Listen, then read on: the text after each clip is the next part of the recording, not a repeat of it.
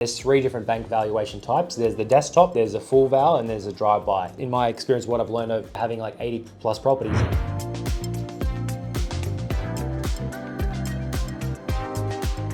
desktop valuations are literally the key to keep getting the equity out faster and being able to buy more properties in a quicker succession. With any property, and if you ask any broker, you could take one property as an example to 7 banks, they give you 7 valuations on it. Each of those 7 banks will give you a different type of valuation or a different valuation amount for different valuation type that they do. I've had one bank do a full valuations come in at 300, a desktop come in at 370, and a curbside's come in at 330. If you look online, there'll be nothing actually available for less than that 370 kind of mark, but I really wouldn't be surprised if a desktop didn't come in at 400 already. They're always gonna value the property though, bear in mind, and I've done a few videos like this, you may or may not have seen them. Even when I bought a property that's 20,000 or 50,000 or 100,000 below what other ones are going for, the bank must always value the property at whatever price is on the contract because they have to give you the loan against what the price on the contract. Whether you order a valuation like a week later, a day later, a month later after you settle, or 6 months, you can have a broker order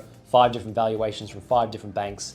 That's all completely free. They're all desktops. They'll use that to refinance a property, but you know, one comes in at 380, 400, 420. You refinance with the bank that gives you the better valuation and basically you're on to the next one. But that's a really good option in the midpoint there. 357, it's not on real estate. The last sale was like earlier on in the year in that complex. That was 345, but the market has jumped leaps and bounds since earlier in the year. We were buying some properties in further out areas, and obviously the further away you go from the city, the cheaper the areas become, of course. We were buying properties that were like 18, 20 kilometers out of Perth in January for like 220. The same property we're selling now for like 320. And that was like the further out area. That was just like 2-bedroom, 1-bedroom units, 3-bedroom villas type of thing. So like the market in the last 12 months has already jumped 20%, but that to me is out of 100% of what will happen. Like there's 80% left in it to me. To sell a property off the plan, selling them off the plan for like 550, the land's expensive, and then the construction cost as well.